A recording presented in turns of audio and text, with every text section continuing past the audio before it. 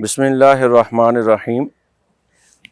اللہ تبارک و تعالیٰ قرآن پاک پارہ نمبر 1 سورہ بقرہ آیہ نمبر 74 میں ارشاد فرماتا ہے، ثم قست قلوبکم من بعد ذلک فہی کالحجارہ او اشد قسوہ وان من الحجارۃ لما یتفجر منہ الانہار وان منہا لما یشقق فیخرج منہ الماء وَإِنَّ مِنْهَا لَمَا يَهْبِطُ مِنْ خَشْيَةِ اللَّهِ وَمَا اللَّهُ بِغَافِلٍ عَمَّا تَعْمَلُونَ۔ انسان کا دل جو ہے، اس دل کی تشبیہ اللہ تبارک و تعالی نے قرآن پاک میں پتھر کے ساتھ دی، اور ویسے بھی دل جو ہے اگر یہ نیکیاں کرتا ہے، انسان اعمال صالحہ کرتا ہے، حسن اخلاق سے پیش آتا ہے، کردار اچھا ہوتا ہے، تو یہ دل پھولوں کی طرح ہے، اس سے مہک اٹھتی ہے۔ یہ دل روشن چاند ستارے کی طرح ہے، اس سے نور نکلتا ہے، اور پھر یہ نور دوسروں تک پہنچتا ہے۔ اور اگر انہی دل میں نیکیوں کی محبت، نیکیوں کا جذبہ کم ہو جائے، یا اللہ نہ کرے یہ انسان گناہوں میں اندھا ہو جائے اور مسلسل گناہ کرتا رہے، تو پھر حدیث پاک میں آتا ہے، اللہ کے نبی صلی اللہ علیہ وسلم فرماتے ہیں کہ انسان جب ایک گناہ کرتا ہے تو اس کے دل پر ایک سیاہ دھبا بن جاتا ہے۔ جب وہ اس کے گناہ بڑھتے رہتے ہیں تو وہ سیاہی کی لپیٹ میں آ جاتا ہے، اور پھر اندھیرا ہی اندھیرا اور سختی ہی سختی آ جاتی۔ دل کی اس قساوت اور اس سختی کو اللہ تبارک و تعالیٰ قرآن پاک میں سورہ بقرہ میں آیہ نمبر 74 میں ارشاد فرماتا ہے، ثم قست قلوبکم من بعد ذلک فہی کالحجارہ۔ فرمایا جب تم اپنے دل کو گناہ کر کے سخت کر لو تو یہ دل پتھروں کی طرح ہو جاتا ہے، اور وہ پتھر پھر ایک جیسے نہیں ہوتے۔ آپ پہاڑوں کا سفر کرتے ہیں، آپ کو پہاڑوں میں ہر طرح کے پہاڑ نظر آتے ہیں۔ کچھ پہاڑ اتنے سیاہ کہ ان کو دیکھنے کو دل نہیں کرتا، عبرت کا نشان ہوتے ہیں۔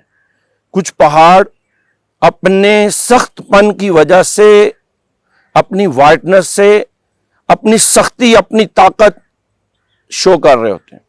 اور کچھ پہاڑ وہ بھی ہوتے ہیں، جیسے آپ مری کی طرف، گلیات کی طرف، پاکستان کے بہترین سیاحتی مقام کی طرف جاتے ہیں تو آپ کو پہاڑوں پہ سبزہ ہی سبزہ ملتا ہے۔ اللہ تبارک و تعالیٰ پہاڑوں کے اس حصے کو ذکر کرتے ہوئے ارشاد فرماتا ہے کہ پھر وہ دل یا تو پتھروں کی طرح ہو جاتے ہیں یا پتھروں سے بھی سخت ہو جاتے ہیں۔ اب وہ پتھر کیسے ہوتے ہیں؟ اللہ تعالیٰ نے 3 قسم کے پتھروں کا ذکر کیا، وَإِنَّ مِنَ الْحِجَارَةِ لَمَا يَتَفَجَّرُ مِنْهُ الْأَنْهَارُ، کہ کچھ پہاڑ، کچھ پتھر ایسے ہوتے ہیں کہ جن سے نہریں جاری ہوتی ہیں۔ وَإِنَّ مِنْهَا لَمَا يَشَّقَّقُ فَيَخْرُجُ مِنْهُ الْمَاءُ، اور کچھ پہاڑ ایسے ہوتے ہیں کہ جب وہ پھٹتے ہیں، شاق ہوتے ہیں تو ان سے پانی نکلتا ہے، چشمے جاری ہوتے ہیں۔ وَإِنَّ مِنْهَا لَمَا يَهْبِطُ مِنْ خَشْيَةِ اللَّهِ، اور پہاڑوں میں، پتھروں میں کچھ وہ پتھر ہوتے ہیں کہ جب وہ خشیت الہی میں، اللہ کی ہیبت اور اللہ کے ڈر سے روتے ہیں تو پھر سمندر بہا دیتے ہیں۔ وَمَا اللَّهُ بِغَافِلٍ عَمَّا تَعْمَلُونَ، اللہ تعالیٰ انسانوں تمہارے اعمال سے ایک لحظہ، ایک سیکنڈ، ایک لمحے کے لیے بھی غافل نہیں ہے۔ میرے محترم بھائیوں بہنوں، ہم نے اپنی زندگی میں جہاں خوبصورتیوں کو، رعنائیوں کو دیکھا ہے، اور جہاں ہم نے اپنی زندگی کے بہت حسین لمحات دیکھے ہیں، حسین مناظر دیکھے، وہیں ہم نے زندگی کی بہت سارے ایسے تلخ مناظر بھی دیکھے ہوتے ہیں کہ جو ہمیں بھولنے نہیں پاتے، ہم بلانا بھی چاہے نہیں بھول پاتے۔ تو سیر و تفریح کرتے ہوئے اللہ کی شکر گزاری کے ساتھ ساتھ عبرت حاصل کرنے کے لیے، اور بالخصوص قرآن پاک کی یہ آیت میں اپنے ان سیاح لوگوں سے شیئر کر رہا ہوں، اس کا واقعہ شیئر کر رہا ہوں، تاکہ ہم جب جائیں تو ہمیں ان چیزوں کو دیکھ کے بھی اپنے اعمال، اپنے دل کے احوال کی خبر ہو۔ میرے محترم بھائیو بہنوں، پہاڑ آپ نے بڑے بڑے دیکھے ہوں گے، پتھر آپ نے بڑے بڑے دیکھے ہوں گے۔ میں بھی اس وقت مری کے ایک قریبی پہاڑ کے پاس بیٹھا ہوں۔ آپ دیکھیں یہ ایک پتھر ہے، بظاہر یہ پتھر ریت مٹی کا ہے، پانی سے طاقت اس کو ہوئی ہے، اللہ نے اس کو سخت کیا ہے، لیکن حالانکہ یہ پتھر اس جگہ سے ہم نے لیا ہے، ہم وہاں بیٹھے ہیں جہاں کسی وقت چشمہ بہتا تھا، آج شاید اس کا سیزن نہیں تھا۔ میں قرآن پاک کی اس آیت کو لے کے آپ کے سامنے عرض کرتا ہوں کہ اللہ تعالیٰ فرماتا ہے پتھر تین طرح کے ہیں۔ ایک پتھر وہ ہوتا ہے لما یتفجر منہ الانہار، کہ جب وہ پھٹتا ہے تو اس سے نہریں جاری ہوتی ہیں۔ یہ پھٹتا کس طرح ہے؟ یہ اللہ کے حکم سے، اللہ کے خوف سے، اللہ کی محبت سے۔ ایک پتھر وہ ہوتا ہے جب وہ پھٹتا ہے تو اس سے چشمہ جاری ہوتا ہے، پانی رستا ہے اس کے اندر سے۔ اور ایک پتھر وہ ہوتا ہے کہ جس کو اللہ تعالیٰ فرماتا ہے جب وہ میری خشیت میں، میرے خوف میں آنسو بہاتا ہے تو پھر وہ دریا، سمندر بھر دیتا ہے۔ آپ ذرا غور کیجئے کہ میں اور آپ، ہم کس کیٹیگری میں ہیں، ہمارا دل کس پتھر کی طرح کا ہے۔ حضرت عیسیٰ علیہ السلام کا گزر ایک پتھروں کے ایریا سے ہوا، ایک چھوٹے سے پتھر کو دیکھا، رو رہا تھا اور مسلسل رو رہا تھا۔ عیسیٰ علیہ السلام نے اس سے پوچھا کہ اے پتھر تو کس بات پہ رو رہا ہے؟ کہا حضور مجھے خوف ہے کہ کہیں میں جہنم کا ایندھن پتھر نہ ہو جاؤں۔ چھوٹا سا پتھر، کہا حضور قرآن پاک میں اللہ فرماتا ہے یا ایھا الذین آمنوا قوا انفسکم واہلیکم نارا وقودھا الناس والحجارہ، اے ایمان والو اپنے آپ کو اور اپنے اہل و عیال کو اس آگ سے بچاؤ جس کا ایندھن لوگ اور پتھر ہیں۔ تو حضور جب سے میں نے یہ سنا ہے کہ اس آگ، جہنم کی آگ کا ایندھن پتھر بنے گا، تو میں رو رہا ہوں کہیں میں اس آگ کا حصہ نہ بنوں۔